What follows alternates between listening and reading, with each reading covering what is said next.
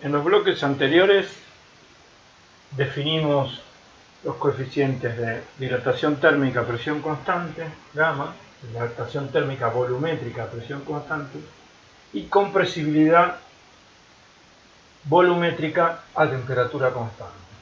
Dijimos que eran dos variables de estado porque estaban definidas en función de variables de estado y por lo tanto eran nuevas variables de estado. O sea, en una sustancia pura, en una sola fase, podían pensarse como funciones a su vez de dos variables de estado, y luego de definir estos dos parámetros, nos preguntamos qué pasaría con la tercera derivada parcial que se puede pensar para funciones de dos variables, combinadas entre tres, presión, volumen y temperatura. Tenemos una derivada parcial a presión constante, otra temperatura constante, nos preguntamos qué pasaría con la derivada parcial de la presión respecto a la temperatura a volumen constante. Esto es, ¿qué pasa con un sólido o un líquido si aumentamos la temperatura y no le permitimos dilatarse? Es decir, imponemos que el volumen permanezca constante. Habíamos dicho que siendo esta derivada una también función de estado, se podía pensar como una función de otras dos variables de estado cualesquiera que no tenían por qué ser presión y temperatura, o volumen y temperatura, o volumen y presión. Dijimos que bien podían ser las dos variables de estado que acabábamos de definir, dilatación térmica y compresibilidad, como aquellas que tomáramos como independientes para poner en función de ellas a la derivada de P respecto de T a volumen constante, y dijimos que esa función era justamente gamma sobre K. O sea, la derivada de la presión respecto a la temperatura a volumen constante es el cociente entre la dilatación térmica volumétrica y la compresibilidad volumétrica. Vamos a demostrar ahora esta relación. Presión y volumen son dos variables de estado que se pueden pensar como funciones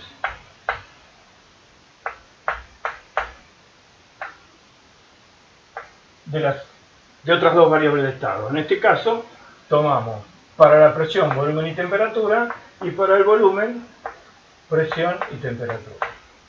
Como vimos al dibujar las superficies características, que las paredes que representaban la zona de sólido y de líquido eran continuas, esto quiere decir no presentaban escalones, podemos plantear el diferencial total exacto de P como la derivada de P respecto de B por diferencial B más la derivada de P respecto de T por diferencial T.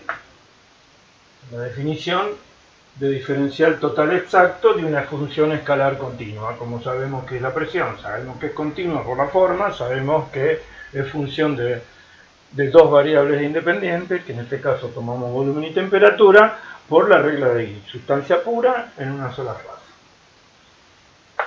De la misma manera podemos escribir que diferencial B es la derivada de B respecto de P por diferencial P más la derivada de B respecto de T por diferencial P. Bien, podemos combinar estas dos ecuaciones reemplazando diferencial B en la primera, diferencial B dado por la segunda ecuación en la primera. Nos quedará así, diferencial P igual derivada de B respecto de P por diferencial P más derivada de B respecto de T por diferencial T. Esto es diferencial B, quedará multiplicando la derivada de P respecto de B. Y acá sumamos la derivada de P respecto de T diferencial T. Hemos reemplazado la expresión de diferencial B dado por la segunda ecuación en la primera.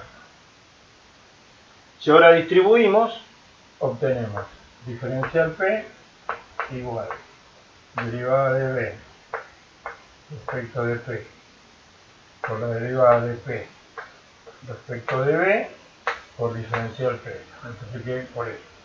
Más derivada de B respecto de T por derivada de P respecto de B por diferencial T.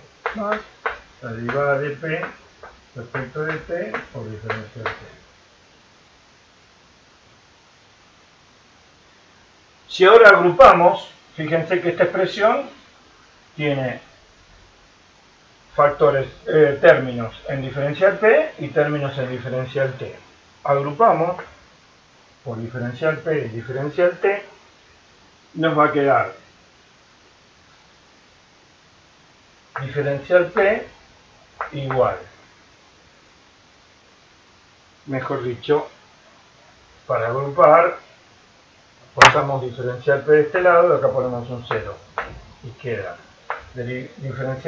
derivada de B respecto de P por derivada de P respecto de B menos 1 por diferencial P, pasé diferencial P restando de aquel lado, acá queda igualado a 0 y lo saco de factor común, queda este factor menos 1, el diferencial P que viene de allá. Y acá más derivada de B respecto de P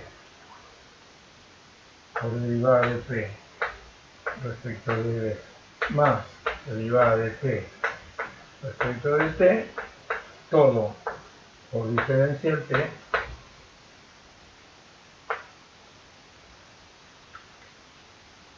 nos queda una expresión igualada a 0. Del lado derecho de la ecuación tenemos este factor multiplicado por diferencial P más este factor multiplicado por diferencial P. Pero ocurre que en esta ecuación, que tiene que ser válida para cualquier combinación de variables posibles, presión, volumen específico y temperatura, diferencial P y diferencial T pueden adoptar valores absolutamente independientes entre sí, porque estamos hablando de funciones de dos variables, o sea, con 2 grados de libertad. Por lo tanto, podemos combinar diferencial P y diferencial T libremente. Esto quiere decir que para que esta expresión sea válida para todo diferencial P y todo diferencial T combinados libremente, los paréntesis tienen que ser iguales a 0 para que esta ecuación pueda resultar satisfecha en cualquier condición posible. O sea, debe ser derivada de B respecto de P por derivada de P respecto de B igual a 1. Este paréntesis igual a 0. Y acá nos queda derivada de P respecto de T más derivada de B respecto de T por derivada de P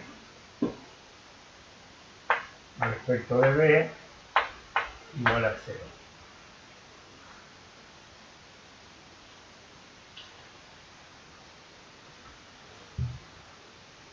Fíjense, acá tenemos la derivada que estamos buscando. Escribimos esta ecuación así: derivada de P respecto de T igual a menos derivada de B respecto de T por la derivada de P respecto de B. Pero si miramos la ecuación que escribimos arriba, la derivada de P respecto de B es 1 sobre la derivada de B respecto de P. O sea, podemos escribir derivada de P respecto de T igual a menos la derivada de B respecto de T sobre la derivada de B respecto de T. El menos lo teníamos de aquí. Lo que hice es reemplazar la derivada de P respecto de B como 1 sobre la derivada de B respecto de P. Y ya llegamos casi, porque la derivada de B respecto de T es gamma por B.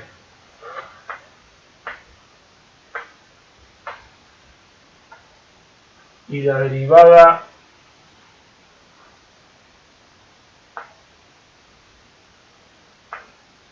me estaba olvidando el signo menos. Y la derivada de B respecto de P es menos K por B.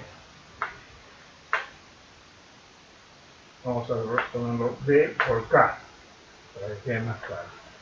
Este menos y este menos se va, volumen específico y volumen específico se va, y nos queda la derivada de P respecto de T igual a gamma sobre K.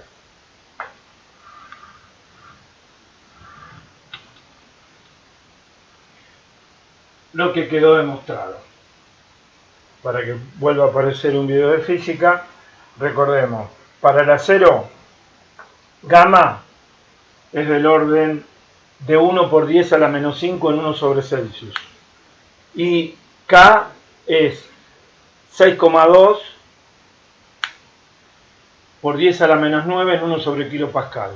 Haciendo gamma sobre K, queda 1 sobre 6,2 por 10 a la menos 5 sobre 10 a la menos 9. O sea, 1 sobre 6,2 por 10 a la cuarta.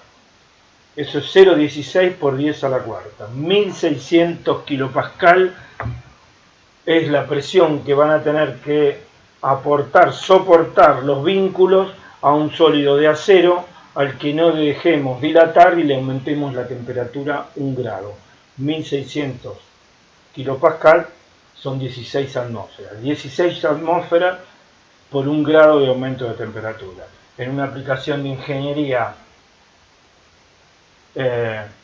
sobre la superficie de la Tierra, es frecuente que un cambio de temperatura atmosférica sea del orden de 20 o 30 grados del invierno al verano, y si le agregamos los efectos de la radiación solar puede ser 40 o 50 grados, lo cual da presiones de diseño a soportar muy elevadas. Esta es la razón por la que, como dije en el módulo anterior, a los sólidos se los deja dilatar en las aplicaciones, dilatar térmicamente en las aplicaciones de ingeniería.